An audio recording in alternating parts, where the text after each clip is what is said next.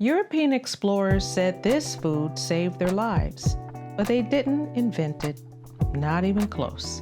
And at the end of the show, I will make this survival food in my own kitchen. Well, at least attempt to make this survival food. We'll see how it goes.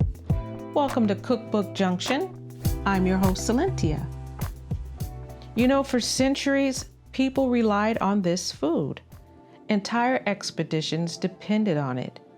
And without it, a lot of those journeys probably wouldn't have happened at all. But the people who created it don't always get talked about the same way.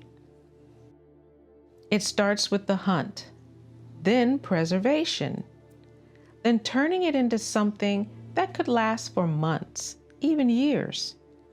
And what's interesting is this isn't something you'd usually find written out in a traditional cookbook, because this kind of knowledge wasn't passed down on paper. It was passed down by doing.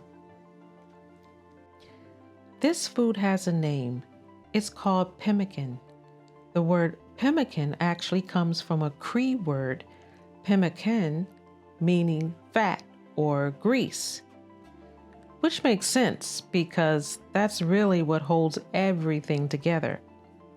And not every indigenous community used that same word. Some, like the Lakota, have their own names for it. But regardless of the name, Pemmican comes from indigenous communities across the northern plains, including groups like the Cree and later the Métis, a distinct indigenous people with roots in both First Nations communities and European fur traders. They produced pemmican at a scale that supported entire trade networks. At its core, it's simple: dried meat, rendered fat, sometimes berries are added, and that's it. But together, it created something incredibly efficient, lightweight, high in energy, built to last. And in some cases, this was the difference between making it and not. And much of this work was done by women, drying the meat, breaking it down, and preparing it, because preserving the food was just as important as the hunt itself. As pemmican became part of larger trade networks, the way it was made started to shift. Some versions were prepared more carefully. Others, especially for trade, were made more for efficiency than precision. Different purpose, same idea. And at one point, pemmican became so important, it sparked an actual conflict. What's known as the Pemmican War, a conflict driven by control over food and what it made possible, because controlling pemmican meant controlling trade, movement, and survival.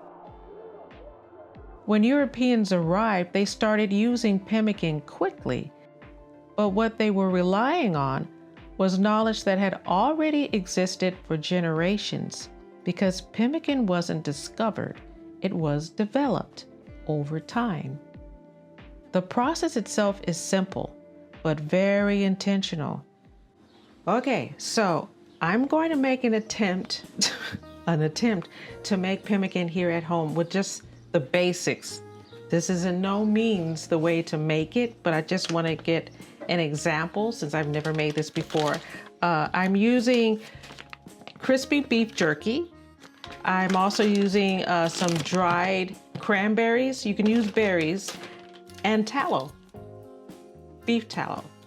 So those three ingredients, I'm going to try to make this. Wish me luck. Now, of course, this is a simplified example that I'm doing here, but it gives you an idea of how it works.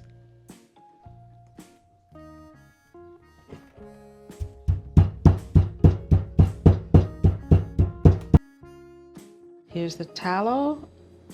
I'm just going to pour a little bit in at a time.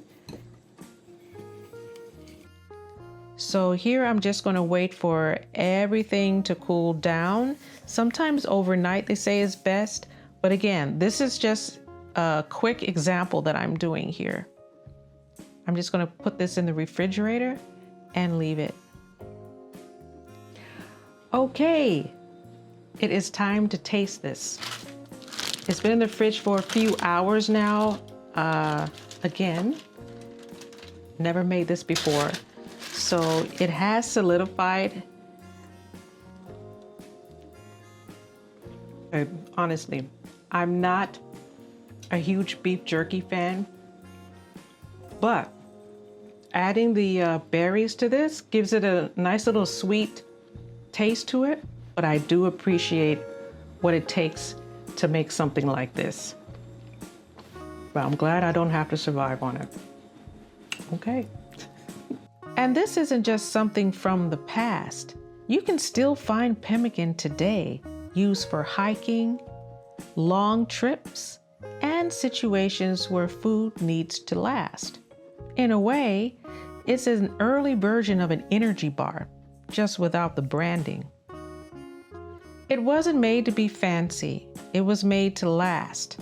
And more than anything, this is a food that carried people across distance, across time, and into history.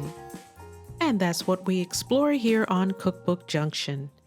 If you are from an Indigenous community and you've made pemmican, I would love to hear from you in the comments below. Also, if you're new to the channel, please subscribe, and I'll see you in the next episode. Take care.